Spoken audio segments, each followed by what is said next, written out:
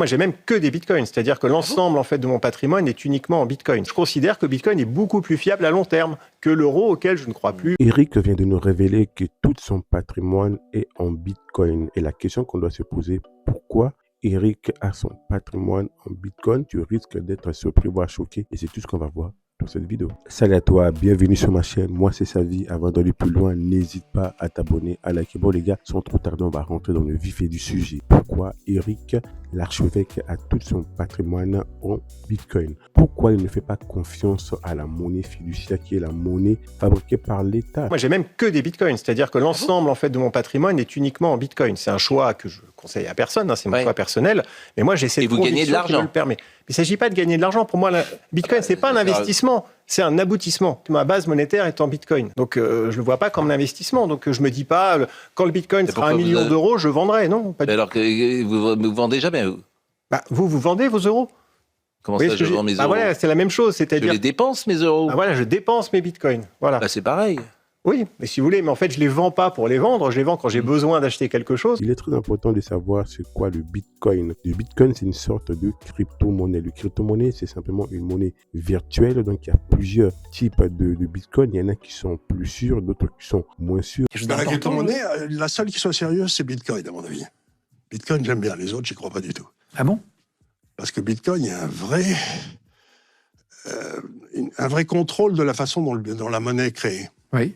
Alors que dans les autres, c'est comme si vous donniez votre argent à une banque centrale en pensant qu'elle va vous protéger, quoi. Non. Bitcoin, le système monté est un système qui limite terriblement les capacités à faire trop de Bitcoin.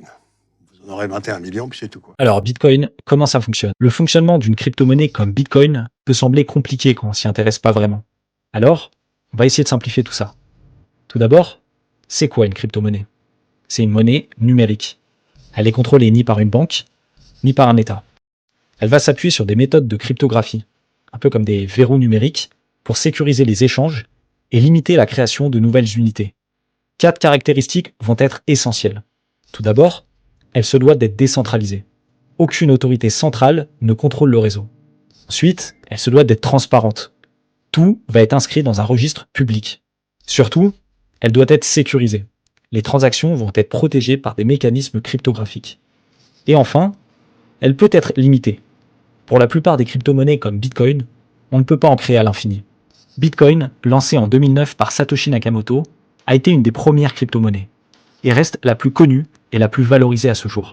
Pour visualiser Bitcoin, il faut imaginer un grand livre de compte public que tout le monde peut consulter, mais que personne ne peut effacer ou falsifier. Le premier concept important à définir, c'est la blockchain. Ce grand livre s'appelle la blockchain. C'est un registre qui va être partagé entre des milliers d'ordinateurs à travers le monde. Chaque ordinateur va détenir une copie complète, et les transactions y vont être regroupées par blocs, reliés les uns aux autres dans l'ordre chronologique. Ensuite, le concept de portefeuille. Pour utiliser Bitcoin, il vous faut un portefeuille. Pas un portefeuille en cuir, un logiciel appelé wallet. Il génère vos clés, une clé qui va être publique et une autre privée. Celle qui est publique, c'est votre adresse. Vous pouvez la partager. Toutefois, pour la clé privée, elle doit rester secrète. Parce qu'elle donne accès à vos fonds finalement. Pour ce qui est des transactions, quand vous allez envoyer des bitcoins, vous allez entrer l'adresse du destinataire. Vous allez signer avec votre clé privée et la transaction sera ensuite diffusée au réseau. Les mineurs vont alors vérifier que tout est valide, puis ils vont l'inscrire dans un bloc qui va rejoindre la blockchain. Et en parlant de mineurs, le concept de minage est très important. Le minage, c'est la colonne vertébrale du système. Les mineurs vont en effet sécuriser le réseau, valider les transactions et créer de nouveaux bitcoins. Comment ils vont s'y prendre? Ils vont tout simplement résoudre des algorithmes complexes comme des énigmes mathématiques. Le premier mineur qui va réussir à ajouter le bloc recevra une récompense. Enfin, le dernier concept important, c'est la rareté programmée. En effet, Bitcoin a une caractéristique unique, sa rareté. Il ne pourra jamais y avoir plus de 21 millions d'unités. Et la création de nouveaux bitcoins ralentit avec le temps. C'est une différence radicale avec les monnaies classiques que les banques centrales peuvent émettre sans limite. Je ne suis pas un spécialiste de Bitcoin. Nous, dans cette vidéo, on va simplement se poser la question et répondre à cette question pourquoi lui, tout son patrimoine est en Bitcoin. Et l'une des réponses déjà qui peut être donnée, c'est simplement c'est une monnaie qui n'est pas contrôlée par l'État. Et la deuxième chose, c'est une monnaie qui est virtuelle. Vous savez, quand la monnaie est contrôlée par l'État, il y a toujours des problèmes. Je considère que Bitcoin est beaucoup plus fiable à long terme que l'euro, auquel je ne crois plus. Toutes les monnaies fiat, c'est plutôt redonner aux citoyens, à la personne, plus de pouvoir, de se réapproprier la capacité de pouvoir détenir un actif en toute souveraineté et donc d'être plus résilient et résistant. Donc c'est pas très rassurant parce qu'on se dit c'est pas quelque chose d'État, on a l'impression que... Ah ben non, mais c'est pas du tout au contraire, c'est hors dehors de l'État, effectivement. Oui, alors donc c'est ça qui nous rassure pas. Est-ce que vous avez l'impression d'être rassuré avec l'État ? On n'est pas rassuré complètement avec l'État, mais par exemple, on n'imagine pas que que le franc, que l'euro... une monnaie dure environ 30 ans avant de mourir. Donc, si vous voulez, l'euro est condamné. Le dollar est condamné. Au même titre qu'il y a eu l'ancien franc, le franc, il y a l'euro, il y aura le nouvel euro, il y a l'inflation. C'est...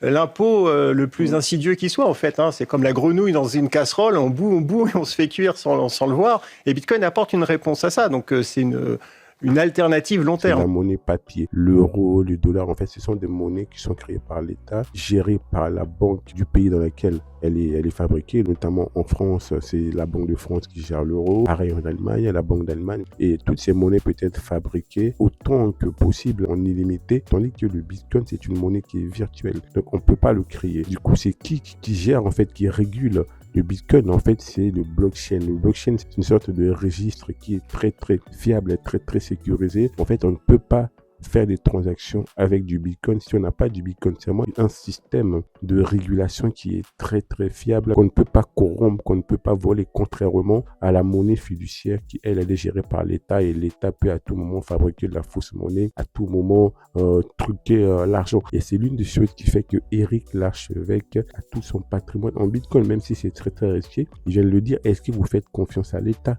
Pour moi, le Bitcoin, c'est le véhicule le plus puissant pour pouvoir vraiment conserver son pouvoir d'achat, ses actifs financiers dans le futur. Et en ce qui me concerne, le Bitcoin, c'est pas un investissement, c'est un aboutissement. Et c'est pour ça que j'ai 100% de mes liquidités en Bitcoin. Moi, j'ai pas d'euros. J'ai tout en Bitcoin. Mais attends, c'est pas possible. T'as pas d'argent, enfin tu gardes quasiment rien. Moi, je pourrais pas dormir la nuit si j'avais tout en euros, sur des actions. C'est pour moi le Bitcoin est vraiment le véhicule le plus sûr et le plus certain dans le futur pour conserver son pouvoir d'achat. Attends, c'est incroyable. Je ne crois pas à l'euro, je ne crois pas au dollar à long terme. Oui, ouais. Parce que en fait aujourd'hui on a des dettes qui sont abyssales. Je pense qu'à un moment les pays vont faire faillite, les monnaies vont faire faillite. On imprime, en fait, et on confisque tout le pouvoir d'achat des citoyens. Et le Bitcoin représente, en ce qui me concerne, en tout cas, le niveau le plus abouti de la conservation d'actifs de valeur dans le futur. Ce qui est important de savoir, c'est quoi la valeur réelle de l'euro ou du dollar? En fait, la valeur, c'est la confiance que les utilisateurs lui donnent. C'est ça la vraie valeur vraiment de la monnaie fiduciaire, tandis que le Bitcoin, sa valeur, c'est réel, tout simplement. Sa valeur, elle est basée vraiment sur des éléments qui sont concrets, qui sont réels, la blockchain. Et c'est l'une des raisons qui fait que Éric Larchevêque, tout son patrimoine est en Bitcoin. En tout cas, c'est une monnaie qui est très, très sûre, très, très fiable. Et c'est pour ça qu'Éric Larchevêque se permet de dire que tout son patrimoine est en Bitcoin. D'autant plus, comme il le dit, c'est basé au moins sur un système de régulation qui est très, très sérieux, très, très fiable. Et on ne peut pas fabriquer des crypto-monnaies comme on fabrique de l'argent fiduciaire. Il y a un nombre limité de Bitcoin. Et forcément, il faut toujours faire attention aux crypto-monnaies que vous choisissez parce qu'il y en a d'autres qui sont fiables et d'autres qui ne sont pas fiables. Vous avez des crypto-monnaies qui ne vont pas marcher, d'autres qui vont marcher. Bref, en tout cas, les gars, donnez-moi votre avis en commentaire par rapport aux crypto-monnaies. Ça sera tout pour cette vidéo. Et moi, les gars, je vous dis à la prochaine vidéo. Ciao, ciao.